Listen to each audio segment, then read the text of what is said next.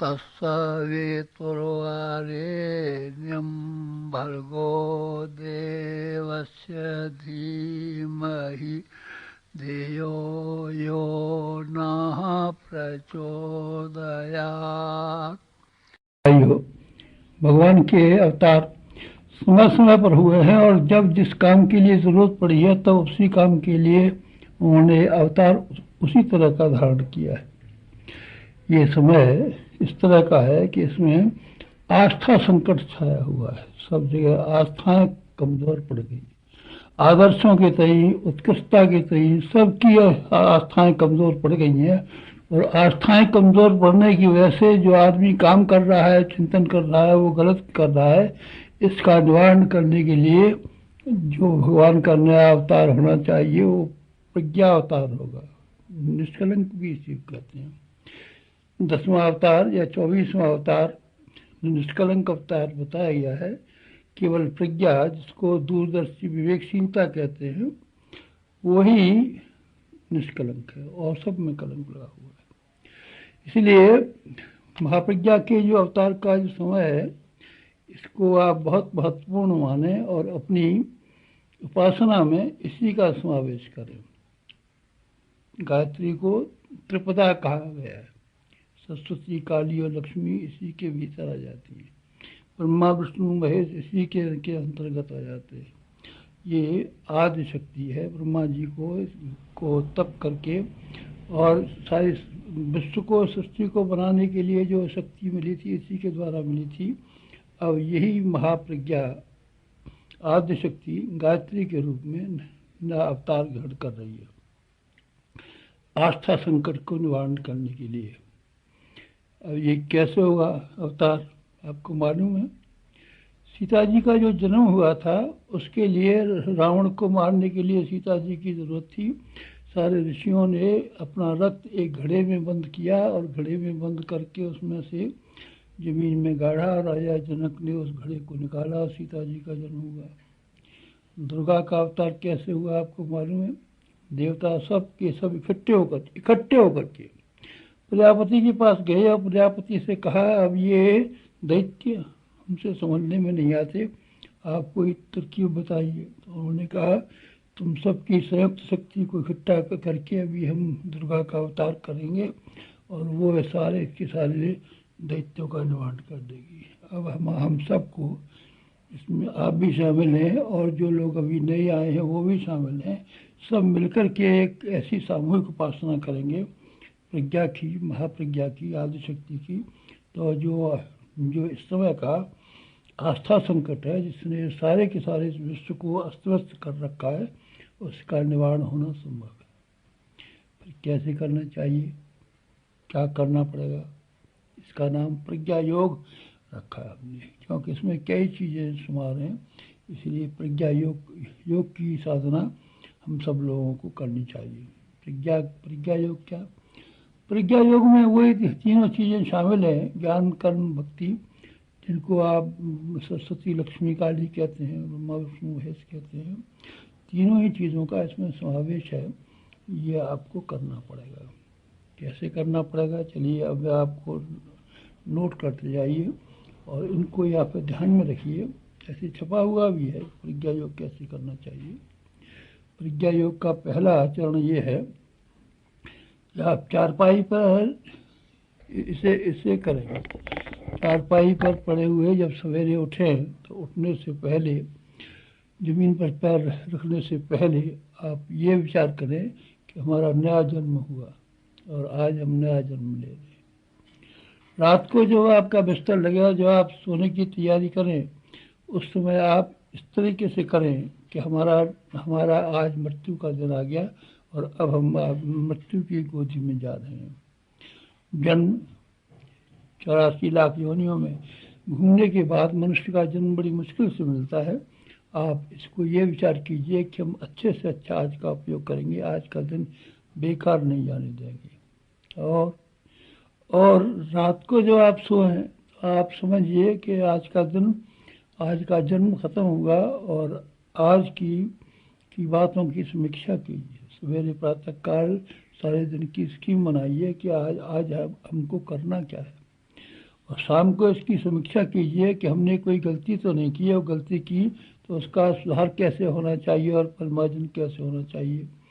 सवेरे का और सायंकाल का, बस ये आपका प्रातःकालीन संध्या, सायंकालीन संध्या आपकी बिस्तर पर होनी चाहिए।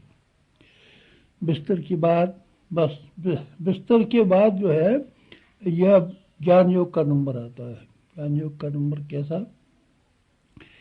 यानी ये इसका कर्मयोग का, कर्मयोग का योजना का ये है कि आपको करना क्या है। ये तो केवल विचार हुआ, ज्ञान ज्ञान कहते हैं विचार करने को, और कर्मयोग कहते हैं काम करने को। काम करने में क्या करना है, आप जब स्नान करके, कपड़े बदल करके, झाड़ू लगा करके अब अपनी पूजा के सारे सामान को साफ करके बैठिए। सबसे पहला काम शुद्धता है। अगर आपका मन शुद्ध है, शरीर शुद्ध है, जीवन शुद्ध है, आजीविका शुद्ध है, तो समझना चाहिए कि आपकी उपासना की शुरुआत हो गई है।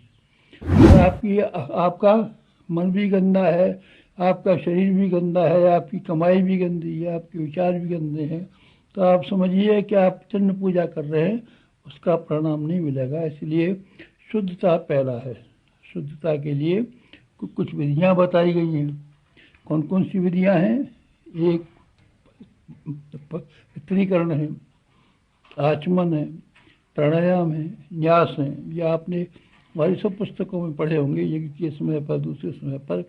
इन सब क्रियाओं का मतलब ये होता है कि हम अपने मन को, अपने वचन को, अपनी वाणी को, और अपनी क्रियाओं को, और अपने चिंतन को, और अपनी इंद्रियों को, सबको पुनीत बना रहे हैं, पवित्र बना रहे हैं। इनके अंदर जो मलिनताएं छाई हुई होंगी उसको हम निकालेंगे। न्यास का अर्थ ही होता है कि जो इंद्रियां हैं पांचों, इनका उपयोग हम ठीक तरीके से करेंगे, ठीक काम में करेंगे, गंदे रूप से नहीं करेंगे। सांस जो हम लेते हैं तो उसका प्राणायाम का ये होता है कि हमारी हर सांस इस तरीके से चलेगी कि जिसमें कहीं कोई कमी और खामी न हो। इसी तरीके से जो आपका सारे शरीर के ऊपर जल छिड़कते हैं, 3 बार आचमन करते हैं, उसका भी ये है कि हमारा मन, वचन और कर्म तीनों ही श्रेष्ठ बनेंगे। श्रेष्ठता सबसे पहले उपासना की आवश्यकता। इसके बाद में देव पूजन, ध्यान रखिए जरा। इसके बाद में आपको देव पूजन करना पड़ेगा। देव पूजन किसका, भगवान का। भगवान तो निराकार हैं, भगवान निराकार हैं, लेकिन पूजा के समय पर उनको साकार बनाया जाता है। गायत्री का कोई चित्र आपने रखा हो, कोई मूर्ति रखी हो, कुछ तो रखना पड़ेगा, उसके बिना प्रतीक पूजा नहीं हो सकती। प्रतीक पूजा होना आवश्यक है। भगवान निराकार हैं तो साकार भी तो है। आप हमको आपने शरीर में देखा है, तो हम ये शरीर थोड़े ही है, हम तो जीवात्मा हैं। उसको आपको दिखाएं, कैसे दिखाएंगे आपको, वो तो निराकार है हम तो। फिर आपने शरीर देखा है, हाँ तो साकार देखा है। इसी तरीके से भगवान को भी साकार बनाया जाता है। मूर्ति या चित्र जो आपने गायत्री माता का रखा हो, उसके सामने 5 चीज़ों से पूजन किया जाता है। 5 चीज़ें क्या हैं, वैसे 16 चीज़ें भी हैं, और जल 1, अक्षत 2, धूप 3, और पुष्प 4, और नैवेद्य 5। तो क्यों उनको फूलों की जरूरत क्या पड़ गई भगवान को? जरूरत नहीं पड़ गई। आपको स्मरण दिलाया गया है कि भगवान की आपकी पूजा तब सार्थक मानी जाएगी जब आप इन चीज़ों को प्रतीक मान करके जीवन को उसी तरह का बनाएं। जल सरस होता है, प्रवाही होता है, आपको सरस होना चाहिए। जल के समान पवित्र होना चाहिए, जल के समान कोमल होना चाहिए। अक्षत का अर्थ ये है कि आप जो कमाते हैं उसमें से एक अंश भगवान के लिए लगाइए। अन्न नहीं कमाते थे पहले, और तो कोई कमाइयाँ थी नहीं उस जमाने में, फैक्ट्री नहीं थी कोई। तो जो अक्षत है अपनी कमाई का एक अंश। धूप, चाहे आप धूप जलाएं, अगरबत्ती जलाएं, दीपक जलाएं, कोई चलाएं, सुगंधी फैलाएं। आपका जीवन चंदन की तरीके से सुगंधी फैलाने वाला हो, फूल की तरीके से सुगंधी फैलाने वाला हो। और फूल कैसा कोमल होता है, कैसा सुंदर होता है। आपका जीवन कैसा सुंदर होना चाहिए, कैसा कोमल होना चाहिए, और भगवान के चरणों पर चढ़ना चाहिए। सार्थकता फूल की उसमें है कि भगवान के चरणों पर चढ़े, गले में पड़े। आपका जीवन ऐसा होना चाहिए। नैवेद्य का भी मतलब यह है कि मिठास, कोई मीठी चीज़ें भगवान को खिलाते हैं, नमकीन नहीं खिलाते, मीठी चीज़ें खिलानी चाहिए। इसका अर्थ ये होता है कि आपकी वाणी, आपका व्यवहार सब ऐसा हो, इसमें मिठास भरी हुई है। जब आप किसी से बातचीत करें तो उसमें मिठास भरी हो, जब आप कोई व्यवहार करें तो ऐसा व्यवहार करें जिसमें मिठास भरी हुई पड़ी हो। इस तरीके से देव पूजन में 5 चीज़ों का मतलब ये होता है कि हम स्वयं शिक्षा ग्रहण करें इससे। यह नहीं है कि भगवान को इनकी आवश्यकता है। धूप बत्ती आप जलाएंगे नहीं तो भगवान के लिए कोई मुश्किल आएगी। दीपक आप नहीं जलाएंगे तो भगवान को दिखाई नहीं पड़ेगा। ये मतलब नहीं है, भगवान के लिए नहीं है, बल्कि अपनी याददाश्त को सही करने के लिए और अपनी जीवन क्रिया को नापतोल करने के लिए, उसका मापदंड रखने के लिए जो क्रम है, उसके लिए देव पूजन की 5 चीज़ जो है ये आप ध्यान रखिए। अच्छा, चलिए अब इसके बाद इतना सब कृत्य कर लेने के बाद में जप और ध्यान, जप और ध्यान, जप और ध्यान। जप कितना करना चाहिए, किसका करना चाहिए? गायत्री मंत्र का जप करना चाहिए, क्योंकि प्रज्ञा की देवी वही है। क्या माला करनी चाहिए? 3 तो कम से कम करनी चाहिए, ज़्यादा बन सकें तो आप ज़्यादा कर लीजिए। 3 क्यों? 3 एक इसके लिए कि आत्म परिष्कार के लिए, एक अपना जीवात्मा नित्य संशोधन हो, इसके लिए रगड़ के लिए माला का उद्देश्य एक, और वातावरण का संशोधन करने के लिए सारा का सारा वातावरण कैसा गंदा हो रहा है, इसकी सफाई करने के लिए माला एक, और एक जो हमारा मिलके काम कर रहे हैं, जो हमारा मिशन है, जो प्रज्ञा अभियान है, इसकी सफलता के लिए एक, प्रज्ञा अभियान की सफलता के लिए एक, और वातावरण के परिशोधन के लिए एक, और अपने जीवात्मा के संशोधन के लिए एक। 3 माला तो आपको कम से कम करनी ही चाहिए। ज़्यादा आप बन सकें ज़्यादा कीजिए, ज़्यादा में कोई मना नहीं है, पर कम से कम 3 है, ये मिनिमम है। मैक्सिमम ज़्यादा कर सकते हैं आप, ज़्यादा पे कोई रोक नहीं है आपके लिए। अच्छा, ये गायत्री का जप हुआ। ऐसी तरह जप कीजिए जिससे किसी पास बैठे को सुनाई भी नहीं पड़े। माला से कर लीजिए, उंगलियों पर गिन के कर लीजिए। इस तरीके से 3 माला का बंधन निभाइए। प्रज्ञा योग आप किसी 3 माला से कम में नहीं बनता। अब इसमें ध्यान करना चाहिए। जप और ध्यान दोनों का मिला हुआ सम्मिश्रण होना चाहिए। ध्यान किसका करना चाहिए? सविता का। गायत्री का जो देवता है सविता है। सविता कौन? प्रातः काल का सूर्य। प्रातः काल का सुनहरी सूर्य आपने देखा है ना, इसका ध्यान करना चाहिए। गायत्री का स्वरूप इसी को मानना चाहिए। यूनिवर्सल है ये। गायत्री माता का जो आपने चित्र रखा है वो तो आपके हिंदू हैं तो रखा है, अगर आप मुसलमान होंगे तो फाड़ के फेंक देंगे, कहेंगे ये तो काफिर है, बुत परिस्थिति होती है। इसीलिए देव पूजन तो केवल हिंदुओं के लिए है, और ये जो है सविता का ध्यान सबके लिए यूनिवर्सल है। मुसलमान धर्म में, ईसाई धर्म में सब जगह प्रकाश के रूप में भगवान का प्रतीक प्रकाश माना गया है। हमारे हिंदू धर्म में भी प्रकाश को माना गया है। तो सविता प्रातः काल का निकलता हुआ सुनहरी सूर्य, उसका आप ध्यान करते जाइए गायत्री की 3 माला जप करने के साथ साथ में।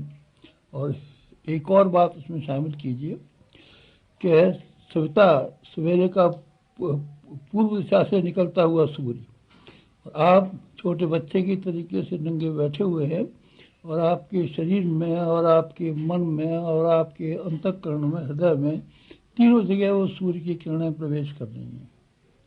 सविता की किरणें मन में जो प्रवेश करती हैं, आपकी बुद्धि का समाधान करती हैं, शुद्ध करती हैं, बुद्धि बल देती हैं।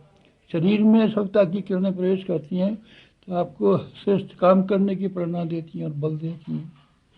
और आपके अंतःकरण का स्थान हृदय माना गया।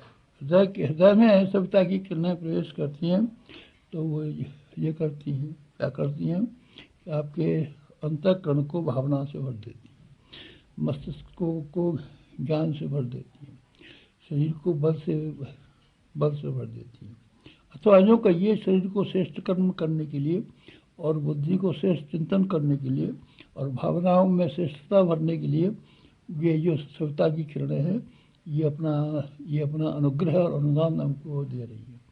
जप करने के साथ साथ में ध्यान, जप करने से पहले देव पूजन, चंदन नक्षत्र और उसका मिला करके कि हमारा जीवन इस तरह का हो। फिर उसके बाद में भगवान का अनुग्रह का भाव, ये वो प्रतिज्ञा का भाव है, ये अनुग्रह का भाव है। भगवान ने इस रूप में, सूर्य ने, सविता ने, ये 3 अनुग्रह हमको दिए हैं। तीन क्षेत्रों में उनका प्रवेश हुआ है। 3 माला आत्म परिष्कार के लिए, वातावरण का संशोधन करने के लिए और जो आपका प्रज्ञा मिशन है इसकी सफलता के लिए। चलिए अब ये यहाँ का जप हो गया। जप करने के बाद में सूर्यार्घ भगवान को, सूर्य को जो आपने जल रखा था उस जल को सूर्य के सन्मुख चढ़ाते हैं। ये किस काम के लिए चढ़ाते हैं? ये समर्पण है। समर्पण है भगवान को, सविता को, सूर्य को समर्पण करते हैं। प्रातः काल आप जब कर रहे हो तो पूर्व दिशा में जल चढ़ाइए। सायंकाल को आप जब कर रहे हो तो पश्चिम दिशा में जल चढ़ाइए। सूर्य नारायण को भगवान का प्रतीक मान करके आप अपने आप को समर्पण करते हैं। समर्पण के चिन्ह क्या है? कैसे माने समर्पण किया है किसी को कि नहीं? सुख अपना बांटना और दुखों को बटाना। जिसके दुख को आप बटाते हैं आप मानेंगे कि आप उसको समर्पण किया है, और जिसके अपने सुखों को जिसको आप ला करके देते हैं मानेंगे कि समर्पण आपने किया है। तो सूर्य भगवान को अपनी पूजा उपासना करने के पीछे ये करना चाहिए। क्या करना चाहिए? पूजा की उपासना के बाद में जल चढ़ाएं और साथ साथ में ये भावना करें कि भगवान को, अर्थात भगवान के संसार को हम अपने सुखों को बांटेंगे। और संसार में अर्थात भगवान का जो विराट ब्रह्म है, विराट विश्व है, इसमें जो दुख फैले हुए हैं उनको घटाने के लिए हम कोशिश करेंगे। सूर्यार्घ देते समय में ये भावनाएं होनी चाहिए। हमारे पास जो संपदा है ये जल के रूप में भगवान के चरणों पर गिरे और फैल करके सारे वातावरण में फैल जाए। ये भावना सूर्यार्घ की